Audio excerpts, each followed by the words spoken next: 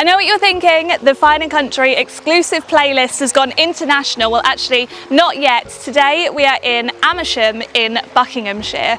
My name's Holly and Fine & Country have invited me here today to take a look at this architectural masterpiece. It's believed to be the first modernist home built in Britain. It's Grade 2 star listed, there's 6 bedrooms, and I don't want to wait a second longer. Let's head on up the steps and inside.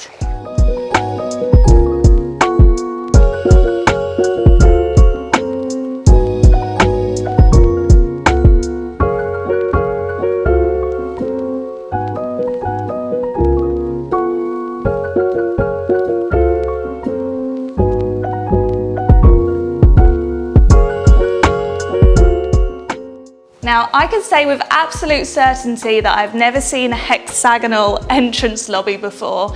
It's really making an impression. What a welcome into the home, telling me that every room is going to be unique and really special.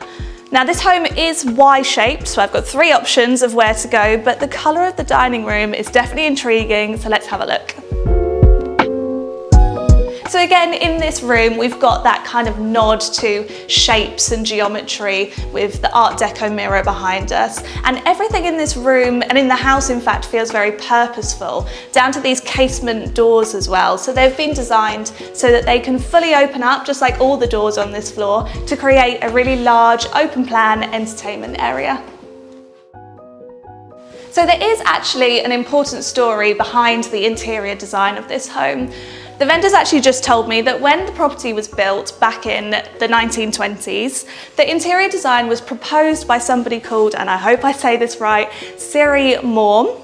She was a hugely popular British designer of the era, and she proposed that the whole home should be done in all white, which would be considered to be very modernist of the time. But the people who commissioned the property, they decided to go with silvers, gold, bright colours, something which has been preserved in the dining room.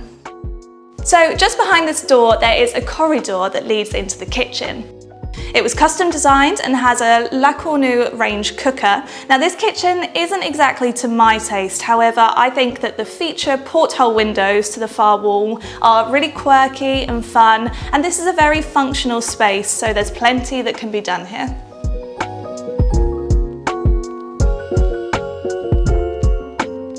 So this house is a bit of a maze. There's doors everywhere, terraces everywhere, but all of the rooms down here at least are all interconnected. Just through here we have one of the main reception rooms. It's triple aspect, lovely and light and bright, and there's also a fireplace. But the room I really want to show you down here is the library. So this room, just like the other reception rooms on this floor, has got access out to the terrace, which for me is vitally important for an entertaining home just like this one. There's a fireplace behind me, which I'm told was installed in the 60s, but if we really want to go back and look at the history, these bookcases are most important for me. They would have originally housed map chests, which were installed by the person who commissioned this home, Bernard Ashmole. Now, he would have sat in this very room planning the Greek campaign for the Second World War with a general from the British Army. And I just think there's so much history in here, so much to be discovered in the whole house. If only these walls could talk.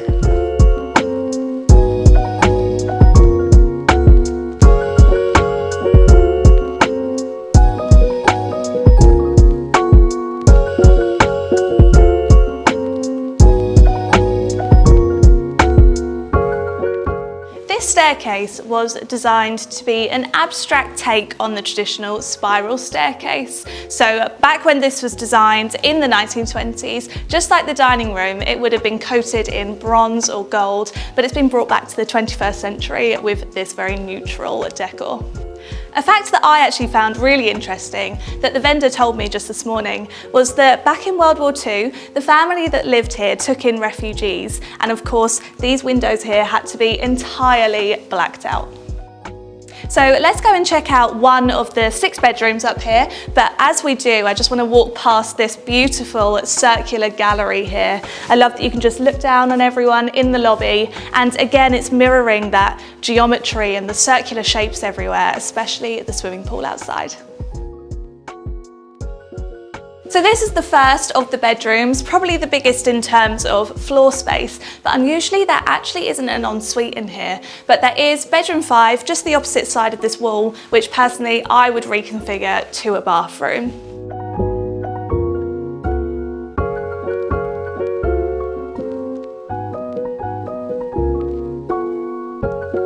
So as well in this room, probably my favourite feature is this large and original oriel window. And what that means is just that the window slightly pokes out of the building. I'd imagine this bed has been tailor-made just to slot in this space perfectly. Let's go and check out the bathroom that you would use if this was your bedroom. I know I say it every tour, but I really do love a standalone bath, and this one is no exception. I love this kind of bolted together design, which is supposed to allude to the original metalwork of the building. Now, it would have been aircraft alloy, but it was removed in the 60s. I love that we just have these little glimpses of it throughout the home. So I obviously entered the room from this way, but there is actually another door just here which leads us through to another bedroom. So you definitely want to make sure that you're locking at both ends when using that room. So although this bedroom does have direct access to the bathroom, it's still not quite ensuite, is it, because of the shared access, but I love this bedroom all the same, most of all because of this partition wall behind us that creates a lovely dressing area. And the whole bedroom and the dressing area has these gorgeous 1920s ribbon windows with a view down to the pool.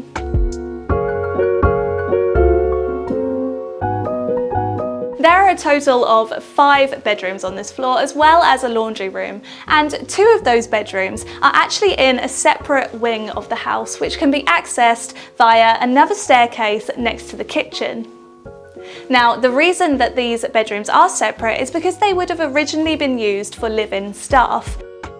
You can also reach a 6th bedroom, a dressing room and a study via that staircase as well, all up on the top floor. So let's head there now.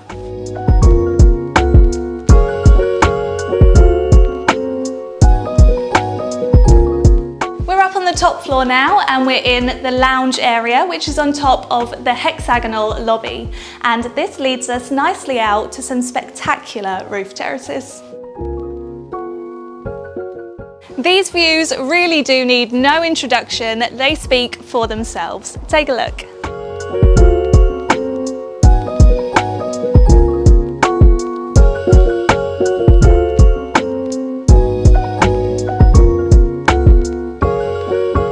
These views take in the rooftops of the beautiful historic market town of Amersham. Lying within the Chilterns, an area of outstanding natural beauty, Amersham is divided into a new town and an old town. The old town is quintessentially English, with a 13th century church, numerous pubs, cafes, restaurants and an abundance of history. There are also beautiful areas for walking and exploring the pretty town and the River Misbourne. Cheynes Manor is situated just 4 miles from the property. This charming Tudor manor house was visited on more than one occasion by both Henry VIII and Elizabeth I and boasts award-winning gardens. The London Underground Metropolitan line has trains running directly from Aldgate to Amersham via Baker Street, with the journey into the capital taking just 50 minutes. Amersham is also on the Chiltern Railway's main line. By road, the property is just 30 miles from London. That's enough fun for today. Let's head downstairs to take a look at the garden. I'll meet you out the front.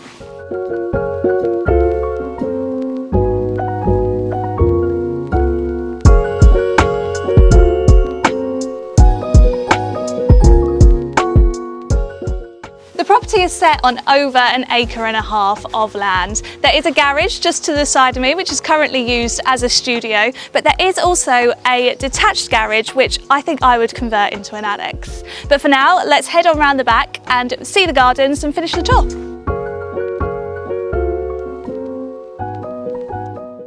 These gardens are just beautiful. There's lots of lawned areas, patio terraces, just lots of space out here. It's so peaceful, especially with the wooded area as a backdrop.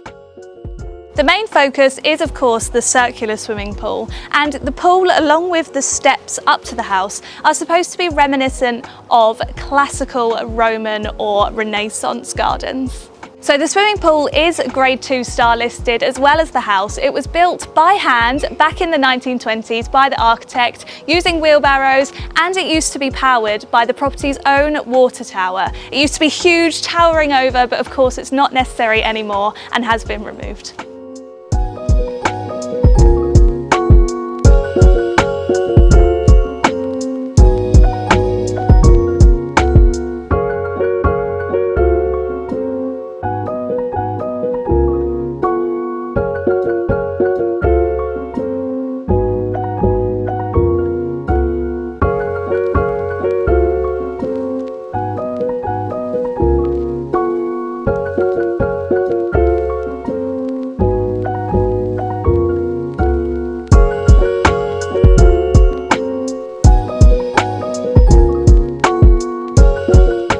This home has always been of huge local, national and even international interest. There's been films produced here, Joan Collins has been in the swimming pool, there's been an episode of Poirot, and the vendors even tell me that the interiors have appeared in Vogue. This property has seen it all, but I'm interested to know, is this the sort of unique and unusual property you could see yourself living in? Let me know in the comments down below. And please do subscribe to the Fine & Country YouTube channel so you can see where in the UK or indeed the world we end up next. Now, if anyone needs me, I'll be next to the swimming pool for the foreseeable.